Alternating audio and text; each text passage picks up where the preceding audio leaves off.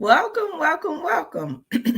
Welcome, friends. Welcome to another episode of Leadership Tidbits with Coach T. Wilson. I am your host and leadership mentor, Tywauna Wilson.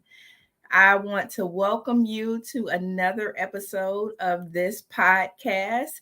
And today I wanted to share some basic tips with you.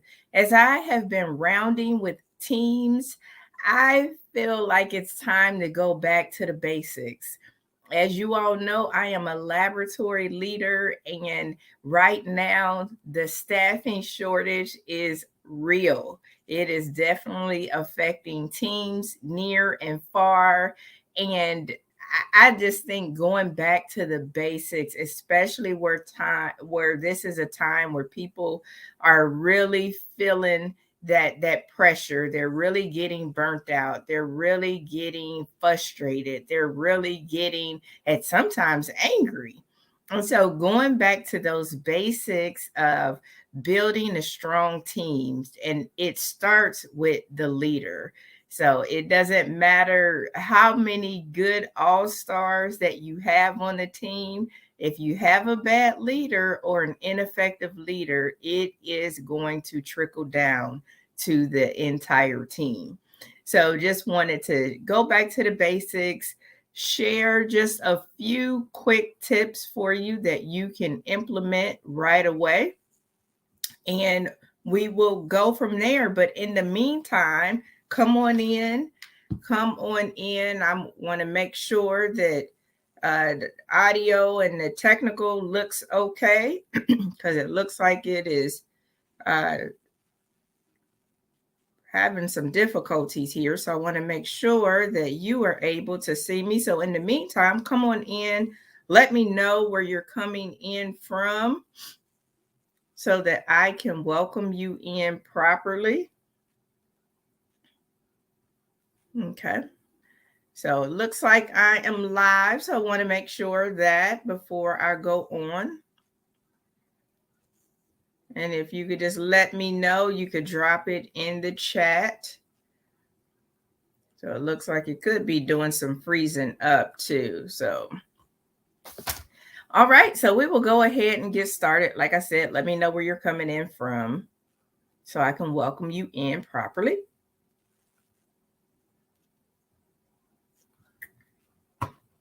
All right. Let's go in and get started. I do got some good stuff for you today that I'm excited to share with you.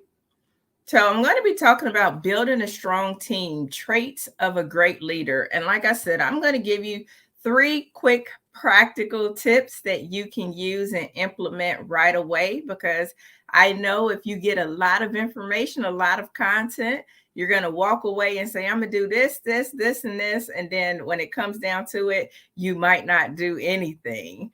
And so I'm going to give you just some basic tips. Hi, Tamara. Good evening from Columbus, Ohio. I'm excited to have you here joining on to the show.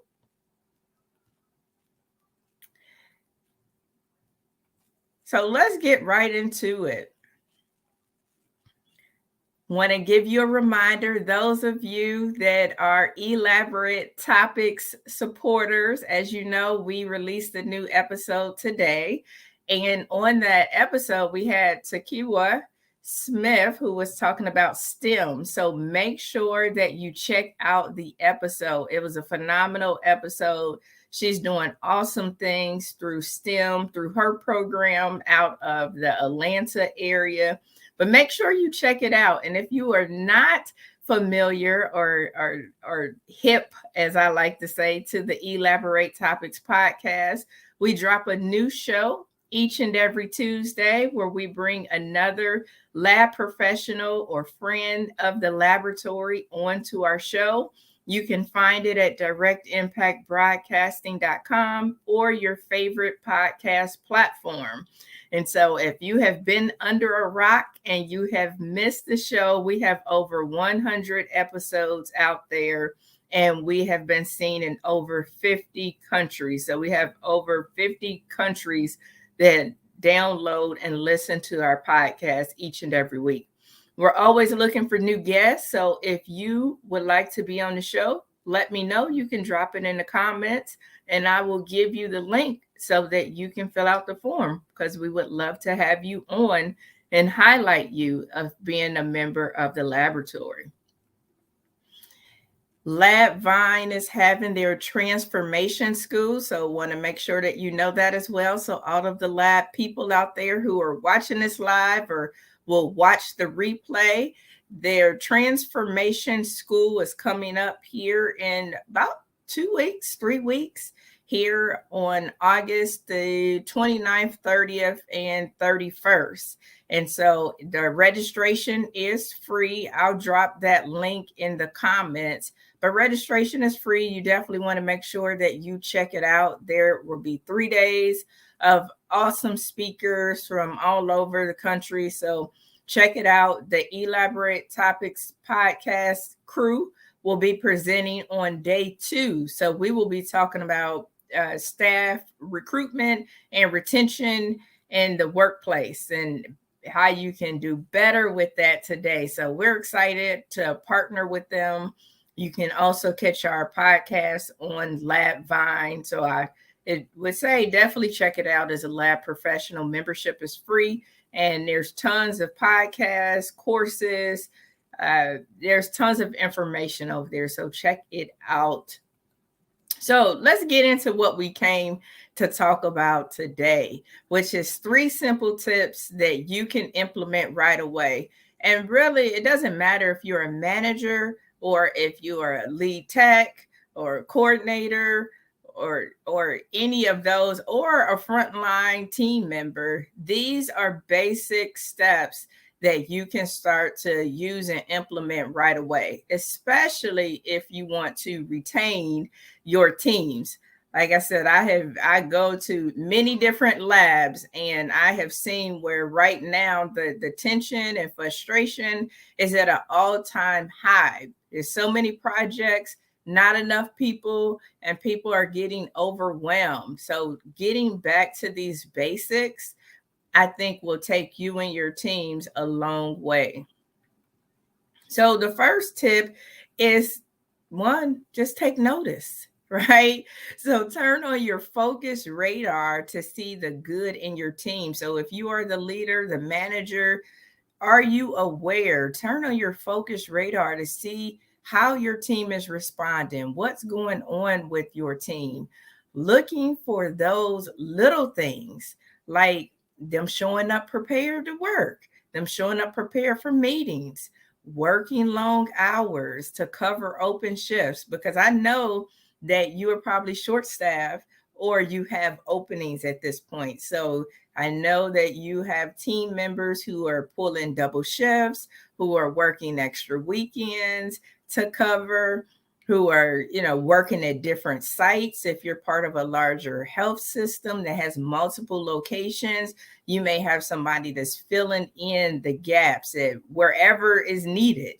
And so taking notice of those actions, if they're creating solutions to challenges that you have, if they're coming up with ways of how to save money, or thinking about a flexible schedule that's going to work in the meantime.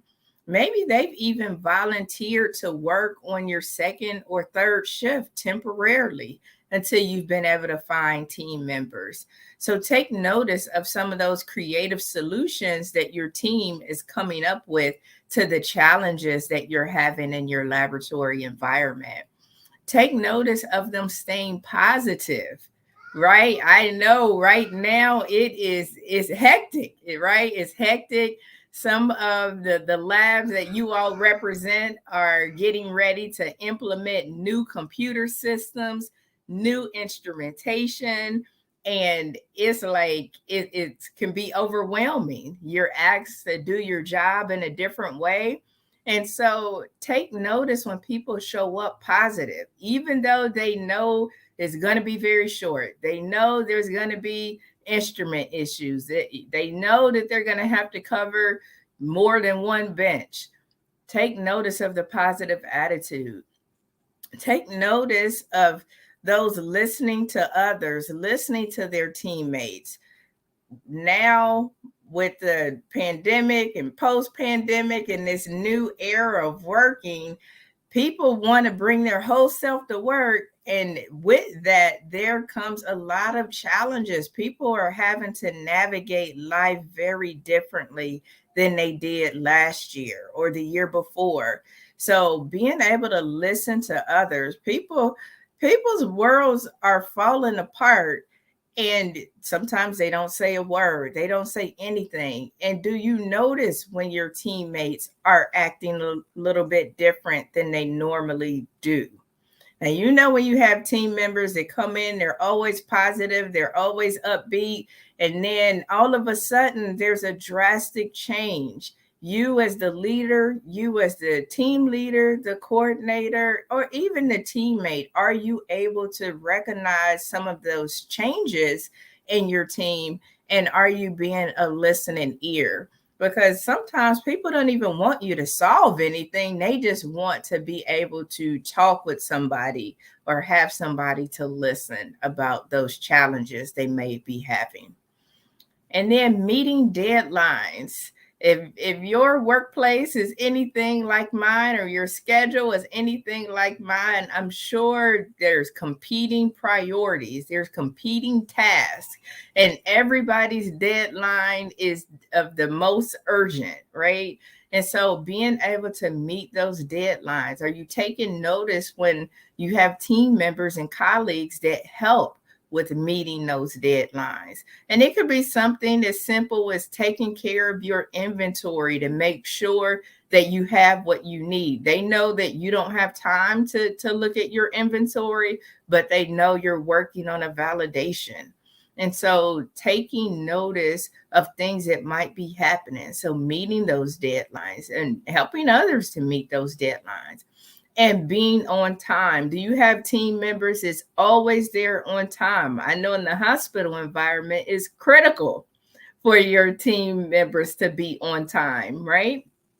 You're 24-hour, provide 24-hour care, and you want your team to be there. If they were supposed to be there at 7 a.m., you're counting on them to be there at 7 a.m.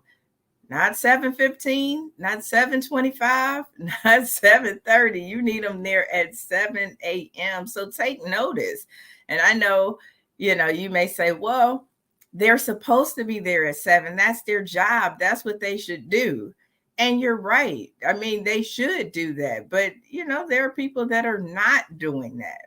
And so when you have a lot of people that are not doing that, you take time and notice the ones that are doing that are consistently there. They are there ready to communicate and do the shift-to-shift handoff. They are coming in with a positive attitude. So take down the team members who are doing these actions. So don't just assume like that's my all-star team member. That's what they're supposed to do. They're going to do it. Take notice, because I'll give you a few other tips that you should apply. Because if not, the next thing you know, they'll be walking out of the door, right? Because they're doing these things and nobody is taking notice, and they are getting burnt out. And their next step usually is out the door. So a simple tip, as in taking notice of your team, will go a long way. It's hard to get people today. It's hard to get qualified people today. And when you do get people, it takes a while but for you to onboard them, right? By the time you train them, they go through their orientation period. It takes a while before they are operating on their own. So if you could do some of these simple things that would help you keep the team that you have, trust me, it will take you far, especially today when people got options. They got options and they can go somewhere where somebody is taking notice. So that's tip number 1. Pretty basic, but sometimes we need those reminders, especially when the workplace is very busy and hectic and you can take some of these things for granted. Tip number 2 is appreciate, right? Appreciate your team. People don't know how you feel unless you tell them, unless you show them, right? So you can have good intentions and be like, yeah, they know I appreciate them, but they don't, right? Because everybody's moving a million miles per hour. So they don't know you appreciate them unless you show them. And appreciation means to show your gratitude, your recognition of the quality, the value, the significance, or the magnitude of people and their work and things. So there's a quote that says, a person's greatest emotional need is to feel appreciated. Think about that. Most people want to feel appreciated. They want to feel connected. If you have a revolving door of people coming in and leaving your organization, at some point they probably didn't feel appreciated. They didn't feel connected. You can ask them. I'm sure they'll tell you as they are going to their next employer, but people want to feel appreciated. That's just in our core. And so we appreciate and support the good deeds of others, and we make them feel good and boost their desire to do more good work. So when people are appreciated, they will continue to do good work. They will be those team players. They will be those advocates and champions on your team. But when they don't feel appreciated, guess what? They're going to start having that attitude that I'm just doing my time, and or I'm just waiting to retirement, or I just got one more year, or I just got 9 more months. And so you want to make sure that you are appreciating the team that you have. So if you are listening, if that makes sense, I know it's like, well, yeah, I appreciate people, but how many times are you actually saying, I appreciate you? I appreciate you showing up today. I don't know what you had to go through to get here. I don't know if it was a traffic jam, if the highway was backed up. I don't know what you had to go through, but I appreciate you showing up. And so, it's those simple things that even though, yes, that's their job, yes, they are getting a paycheck, but again, people want to be appreciated and you have to show them. Hey, Lona, thanks for tuning in. Glad to have you talking about the basic tips of those wanting to build and keep their teams. So that was tip number 2, was to appreciate. And then tip number 3 goes to telling. So we kind of talked about that with appreciation, but actually telling people. Nobody's a mind reader, right? So they don't know unless you tell them. Right? That just because you walk by and see them on the bench and you look over and look at them with your mask on, they don't know that you are appreciating them or not if you don't say anything. So we notice and appreciate others, and now you must tell them, right? Because we talked about taking notice, we talked about appreciating. So now you must tell them so they know the positive impact that they are making. And so that might go something like this. If you were telling somebody, I appreciate your ability to say the right things at the right moments to our clients, to our physicians, to our patients. I appreciate your ability to do that. How many times do you get an angry clinician that calls the lab? Where's my results? It should have been done. It's past the time. It was 20 minutes ago. Like, where's my results? So being able to tell a colleague that I appreciate the ability to say the right things, because our tongues can be sharp, right? Our tongues can be sharp. And so when somebody can say the right thing in a moment that can be hectic, that can be frustrating, it is a big deal. And that's a skill. So that's something that we should let people know. Or I appreciate your help so much. It helped me meet this deadline. I know for me, I got at least 3 or 4 competing priorities, competing projects, and they all of emergency. And so when somebody help you meet that deadline, if it's something as simple as, hey, you know what? I know you're working on new validation. I'll make sure you have the supplies that you need. If you give me your inventory list, I'll get it ordered. So that's helping meet my deadline, especially with, if I'm doing that bringing up a new instrument, if I am, validating a new test, anything like that. I mean, that's helpful. So telling people, I appreciate your help. Actually just saying that. And I know it seems, it seems like yeah, like it really, like, yes, it's simple, but how many times do you hear people say, I appreciate your help? Just in the regular work day. I appreciate your help doing this pending log.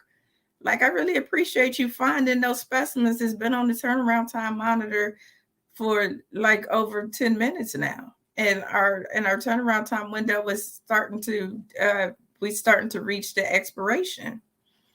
It may sound something like, I'm grateful for your willingness to not give up on our team, right? When everybody's walking out the door. When everybody's walking out the door, it seems like each and every week or every other week, somebody's putting in their notice. So you got those people that are hanging in there, that's working the extra shifts. That's a sacrifice to them. They work a double shift. That means that's time that they're not spending with their family, whether they have children or parents, right? Or friends. Everybody needs their own mental health downtime. And so when they're picking up extra shifts and working extra weekends, that's a sacrifice, whether they're a single person or a person with a family. So saying things such as, I'm grateful for your willingness to pick up an extra shift. I'm grateful for your willingness to hang in there. I know it's tough. I know, but I'm grateful for your willingness to endure. It could sound something like, I value the help you've given to the team. You really are a team player. I value your help. Like, people don't have to work another shift. People don't have to go to another location, right? Especially if that's not a part of their routine job. So telling people that you value their help, that's a big deal. I value if somebody, offers to call all your criticals, if criticals are still being called from the bench or from the tech, then that's that could be a big deal, depending on your workflow and how that works. So, having people to step up without being asked, people do want to hear that though, or it could sound something like, I'm so thankful for your hard work, right? It doesn't have to be long and drawn out. Just, I'm so thankful for your hard work. The instrument been down for 4 hours. You got specimens lined up. They lined up, and the turnaround time boards is red. So I'm thankful for your hard work. You're not losing your cool. You still need to take your instrument down for maintenance. And you're still trying to push through and endure and prioritize the specimens to get through as much as possible, especially if you got 2 instruments and one is down. So I had a team today. They really worked hard. They really were pushing through. Front end automation down, been down since last night.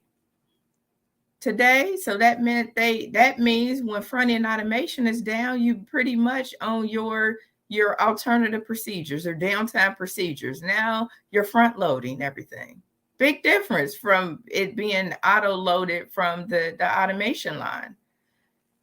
And instrument problems. And when 95% of your work happened and one of your instruments is down, you're like, oh my goodness, what am I going to do?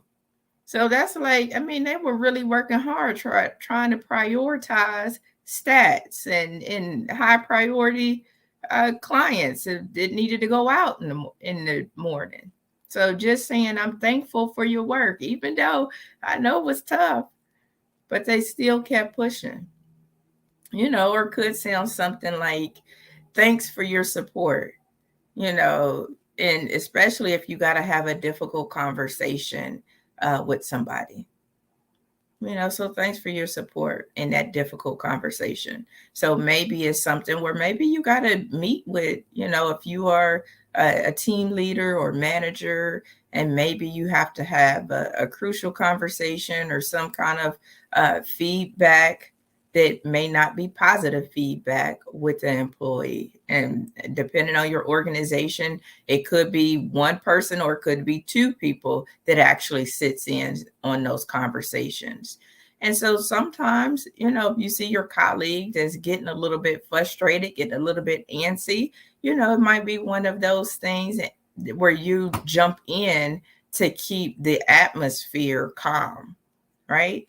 And so if somebody has ever had to step in and have that for you or with you, then yeah, you should say, thank you for the support. I really needed that at the time. You really had the wisdom at the time to keep this situation from going in a negative direction, right? And so, telling people how you feel. I'm thankful you're here today. I'm thankful you worked another shift. I value your commitment to our team. You've been here for 2 years. That's a long time in teams today. It used to be, 5, 10, 15 years, but today, you might have to value and thank somebody for staying, a year and a half or 2 years or whatever the case may be. But really using those words, I appreciate you. I value you. Thank you for your support. I'm so thankful. I'm so grateful. So that was tip number 3 of just, telling people how you feel, telling your team how you feel. Working in a laboratory today, being a lab leader today, you cannot go in, especially if you're the manager or director, and be disconnected. If you are disconnected, it will show in your turnover rate. Guaranteed.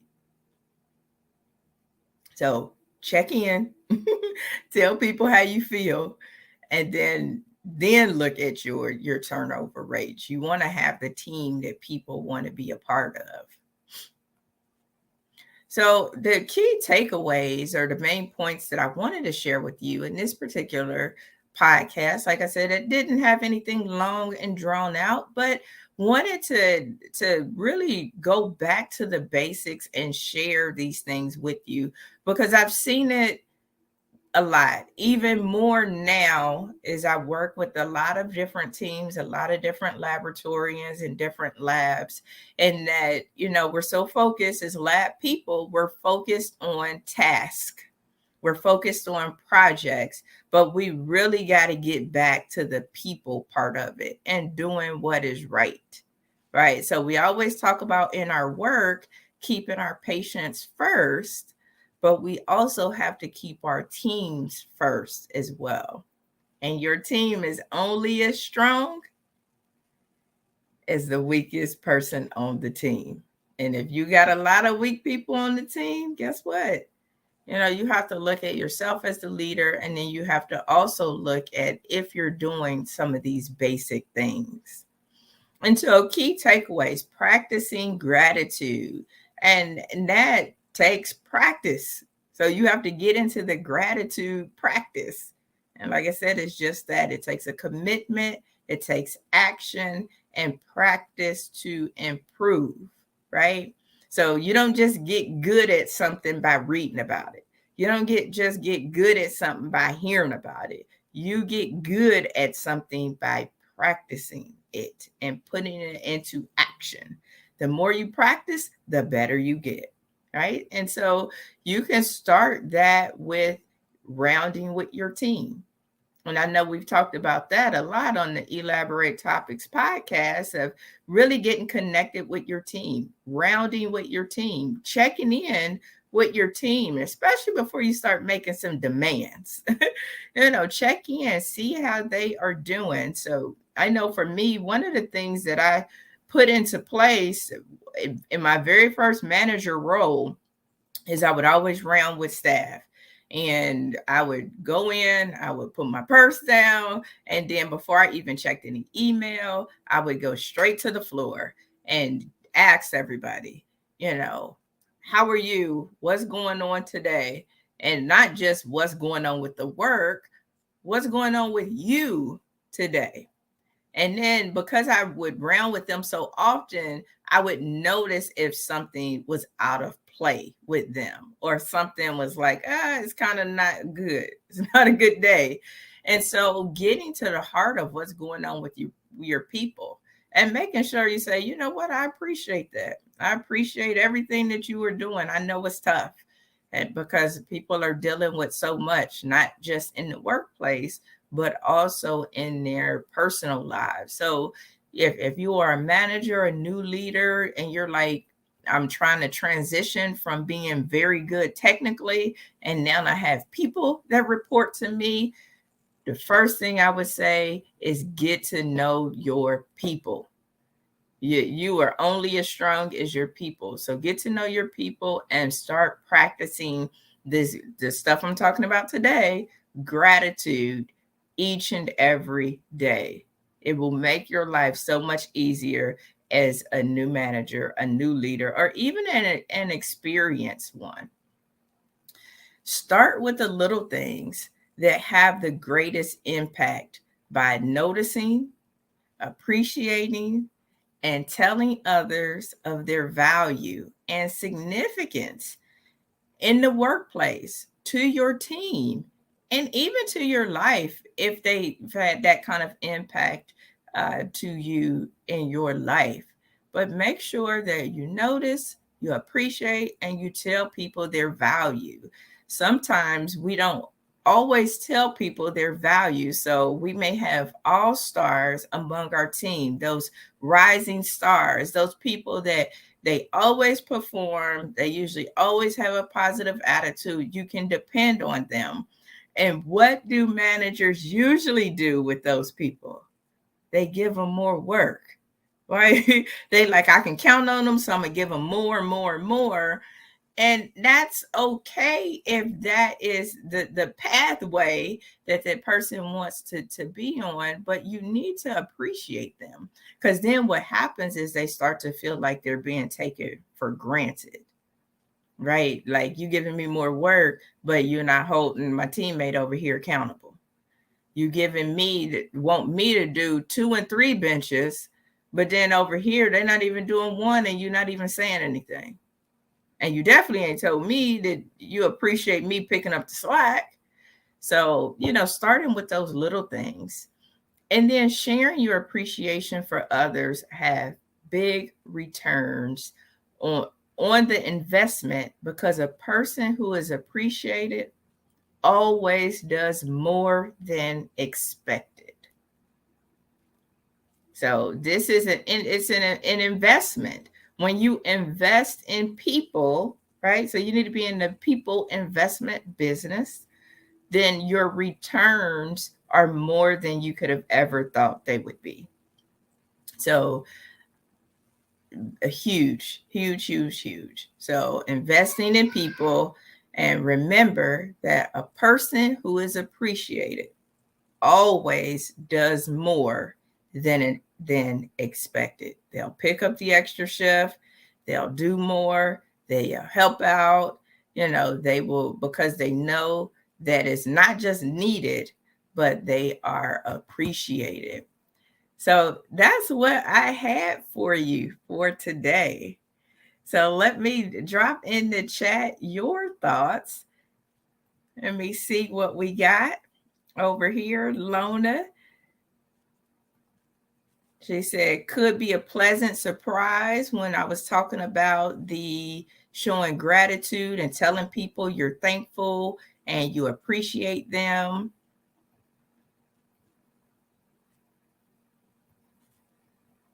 And yes, consistent rounding is a great way to build trust.